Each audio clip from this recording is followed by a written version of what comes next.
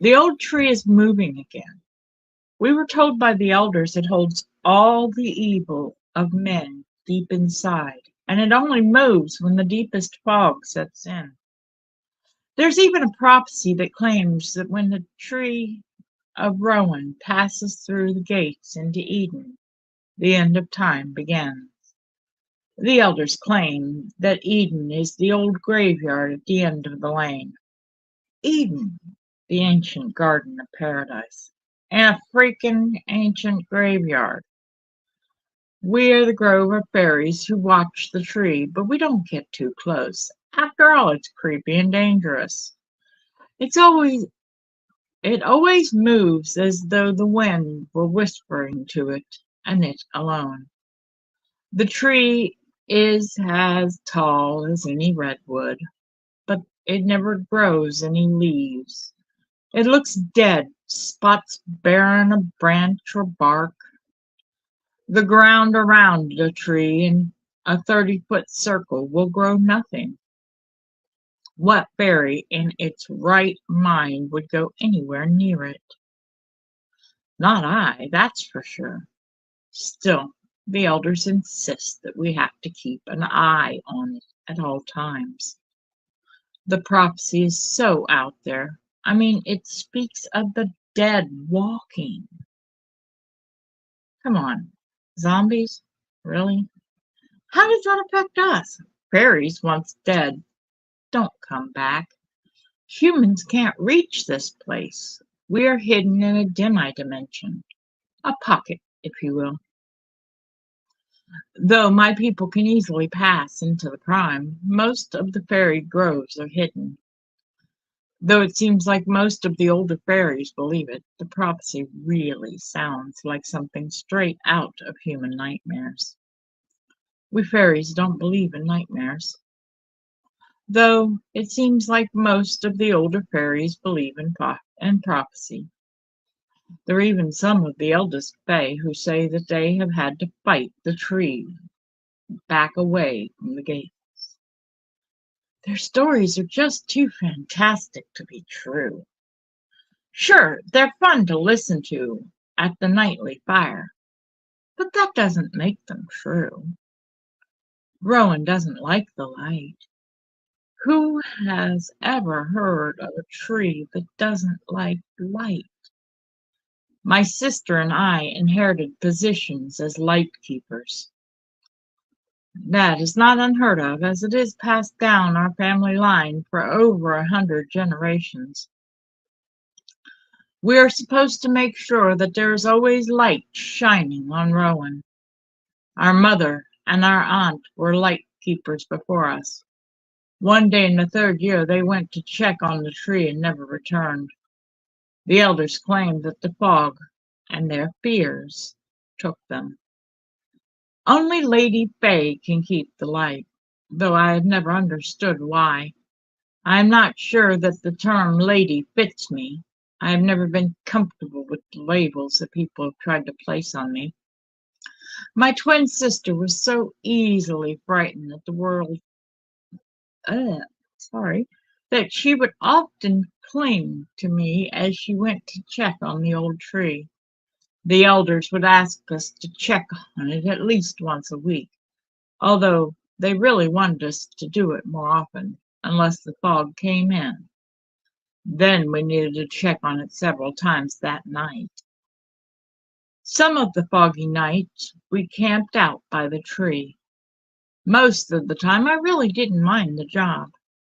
Yeah, the tree was creepy, but to believe it was made of the evil of men, psh, I got so much better things to think about. I thought that I was fearless. To hear the elders talk, I shirked my duties all the time. Mistress Koalani, the shaman, often said, Shaira, you and Kyla need to take Rowan seriously. There are things at stake beyond your understanding. Please start paying more attention. It isn't that we didn't pay attention, more that it all seemed too made up. How much we missed her. She was one of the first to disappear on the first night of the fog. The next night changed my mind and my life. We went to check as we had nightly for the last week. The fog hung thickly in the village. Rowan stood at the gate, 3 whole feet from where it was before. We hurried back to the village to sound the alarm. Kalia looked so pale, eyes wide as we flew. I was not sure if the old graveyard was Eden. To be honest, I didn't care. I was not taking the chance. Trees were not supposed to move their roots. This one moved 3 feet further down the lane. The truth was setting in. The remaining elders laughed at our urgency. I didn't understand why they suddenly didn't seem to care. The fairies are supposed to just watch, Rowan. We are not supposed to stop it. Not until it crossed through the gate. They say that I am a traitor for calling for the village to fight. Maybe I am. I spoke the truth that they were unwilling to hear. I did what I had to do. It had moved again. It was my responsibility to stop it. Rowan is supposed to end the world, and I am not willing to allow that to happen. So I will be a traitor. I refuse to watch as Rowan enters the gate. I proceeded to gather those who were willing to help me defeat the tree. It took me half the week to get them gathered, far longer than I wanted it to. The elders did nothing to stop or to assist me in my actions. The sudden apathy was confusing, and I was not sure how to deal with it. There had been so many fairies disappearing from the village on a daily basis lately. The last week has seen half of the fairies of our village missing. Whispers of them running into the human world, though I think it was to keep the calm more than being true. Only half of the elders were still in the village, and a good many of the remaining fairies were scared to leave their houses. Chaos had set in quickly. The last 2 days before Rowan moved, the fog was too thick to even see a foot in front of your face. I cannot say that I would blame the fairies that did run. At least I hoped they ran. I didn't know for sure either way. If they had not run, I was left to wonder what had happened to them. One of the fighters whispered tales of the seduction of evil. How the weak-hearted would gladly accept the gifts offered. Rowan was my responsibility. The fairies were not. I felt the weight of that responsibility, gathering up fighters, checking on Rowan nightly. I was trying not to hear the tales whispered by the ones who fought last time. I added extra light, for I did not want to be lax in the duty I was given. Seeing the tree move scared me. The light was for me a shield, though in truth, by this point, it was no more than a finger in a bursting dike. The day before the battle, Kalia disappeared. I felt the frustration and the fear that her loss brought. I tried not to think about what it meant. She was always afraid, after all. She ran. She had to have. The alternative was just too hard for me to accept. For the fight, I put her out of my mind. Each day more were gone. By the time we were ready to fight, the fighters were all that remained in the village. The total fairies to face the danger ahead. 10 of them. Not a fairy one brought up this fact that was carved deeply on every face there. We were the warriors for the light. We would fight Rowan back from the gate this very night. The non-fighters were all gone. We were armed with swords, whips, or mace. Instead, we were armed not with swords, whips, or mace. Instead, we carried torch and magical light. One of the strongest of us carried a flaming axe. I don't know if Rowan could be cut down, or what the consequences would be if we even managed such. How do you kill the evil that resides within the hearts of men? Our fight would be light and goodness versus the darkness of evil. But would it be enough? The half-rotten branches swung wildly at the light, though there was no breeze to cause the movement. It had to be the tree. The tree seemed nearly dead, rotting away, half-eaten, though no animal or insect would go near it. Though it swung wildly, all its branches managed to catch a fairy. It flung her and her light towards the setting sun.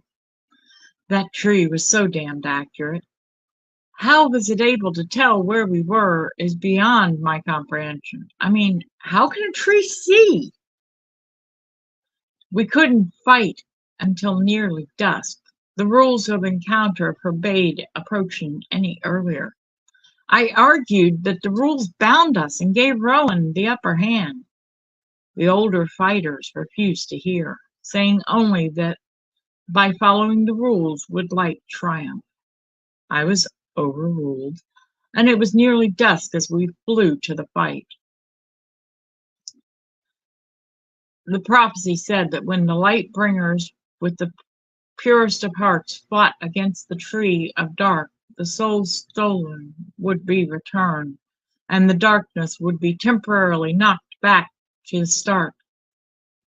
How could we know if our hearts were pure? Was I going to be the reason why we lost? I am not anywhere near pure. I'm the village screw-up. Duty in the end is what matters, right? So I swallowed my doubt. I cast another light spell into the ever-growing darkness. I prayed internally that my choices wouldn't damn everyone. The fairy with the flaming axe swung at the base of the tree. He missed, something that he had never done up till then. The axe passed through Rowan as though it were not even there. The tree dropped off 2 branches, and 3 others blackened.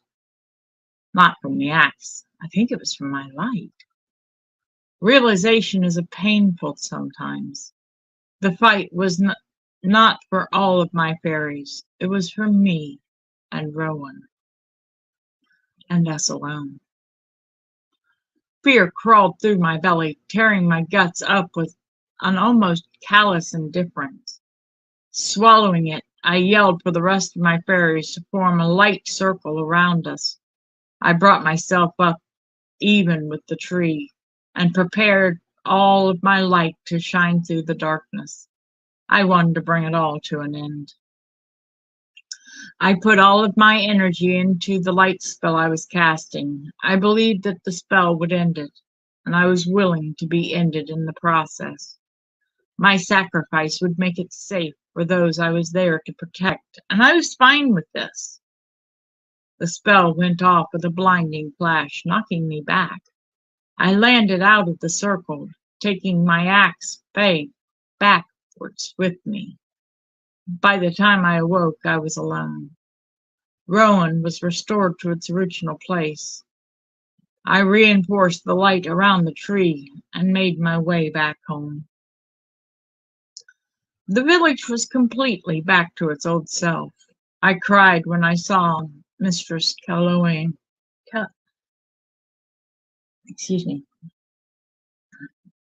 Caroline. I flew over and hugged her like I had been away from her for years. She smiled faintly and said, "What is wrong, child, and where's your twin?" I think that is when I broke. She listened. She listened quietly as I told her my tale. Her eyes her eyes calm even as the tears started to flow. That was when I realized that there was more than I was seeing in my own story. As the tale drew close, she sighed. Her response left me nearly undone. I just saw you yesterday. You and your sister left last night to check Rowan. Apparently, your twin sister was ill-suited to watch the evil tree. You have proven yourself. Come and break your fast, child. We will mourn her together. So, all of it was in my head. Somehow, I was not surprised. That tree would eventually end the world.